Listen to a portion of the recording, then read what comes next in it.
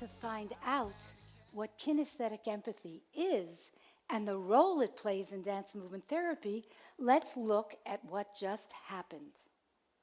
I walked onto the stage, stepping and clapping to the beat of the music, invited you to join in with me, and within seconds, we were moving, dancing to the same beat at the same time.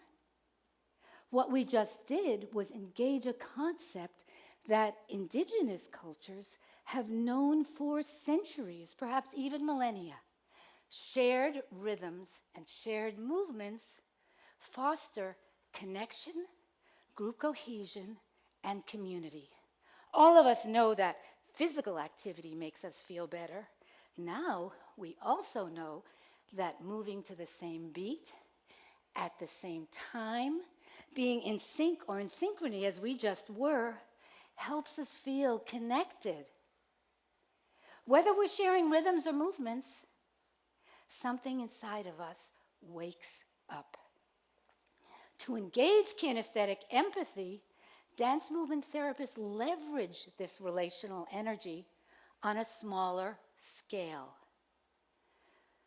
Kinesthetic empathy is the keystone of dance movement therapy, the pivotal guide to building trusting therapeutic relationships with our clients.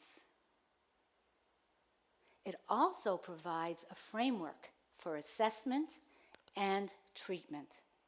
Kinesthetic empathy begins with the conscious technique of attuning to our clients, joining with them by reflecting, picking up their movements, or by embodying a specific movement quality or constellation of movement qualities that transmit an overall sense of the person or group in the moment.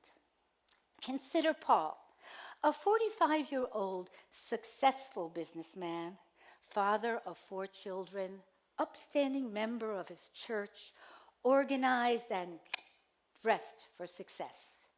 Yet his wife was threatening to leave him.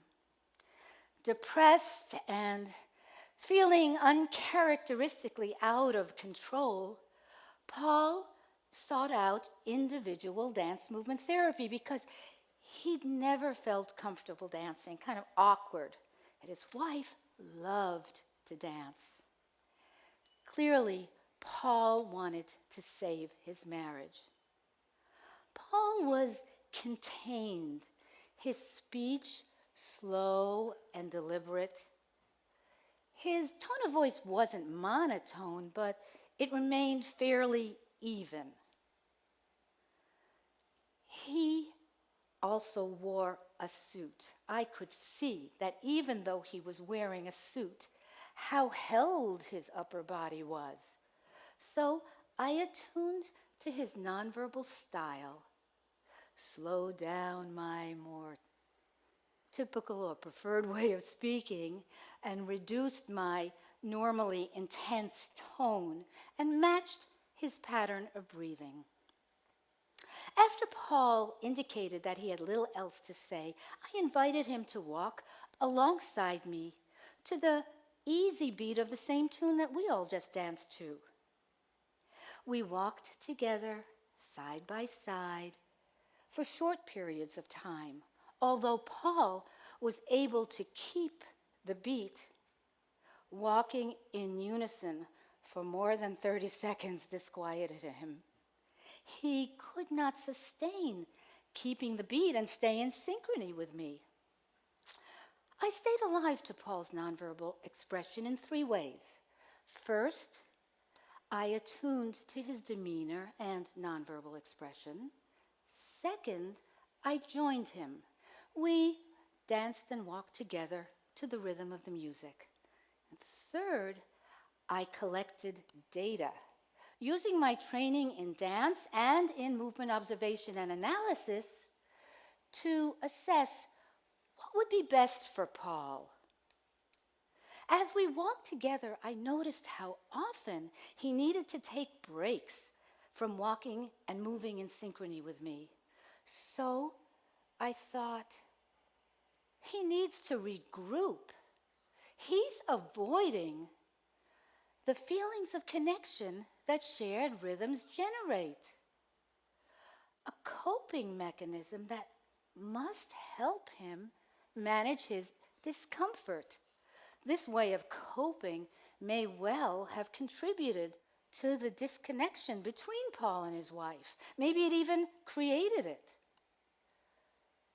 I could have mentioned the connection between Paul's wife's feelings and his discomfort in walking and moving in synchrony with me, but I decided instead to introduce him to dance movement skills grounded in natural movement.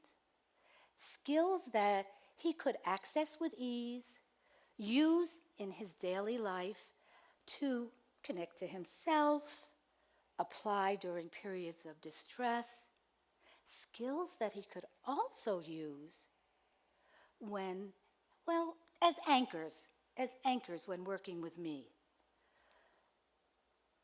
Kinesthetic empathy helped Paul and me open the door to building a trusting therapeutic relationship, and it helped me assess his situation and develop a treatment plan.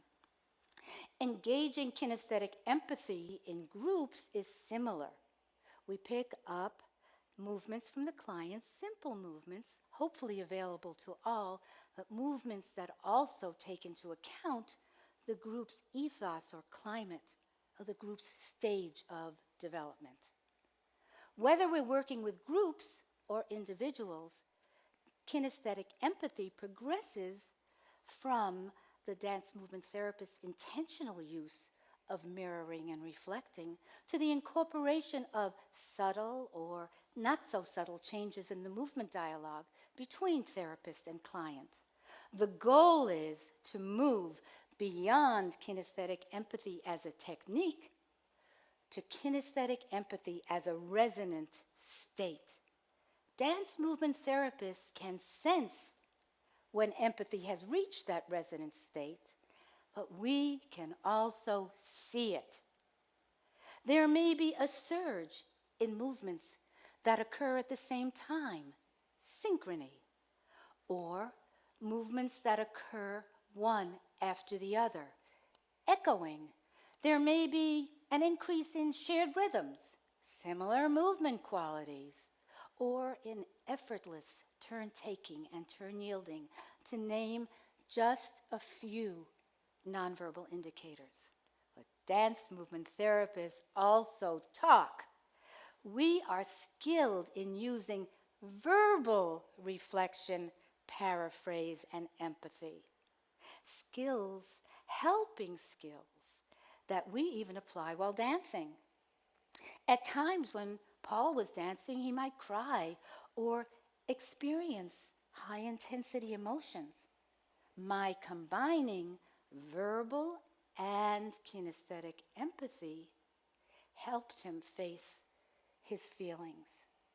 He was also able to talk about them because kinesthetic empathy had paved the way, built and then deepened what was now a trusting therapeutic alliance.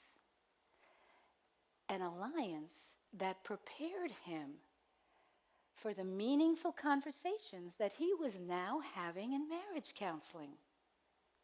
As a dance movement therapist, I continue to engage the phases of kinesthetic empathy as guides for connection, assessment, and intervention. Paul's story shows us how kinesthetic empathy is the keystone for building therapeutic relationships in dance movement therapy, trusting relationships. It's not always easy. It's rarely easy. Dance movement therapists cannot predict what is going to come up in a session, but using kinesthetic empathy moves us in the right direction.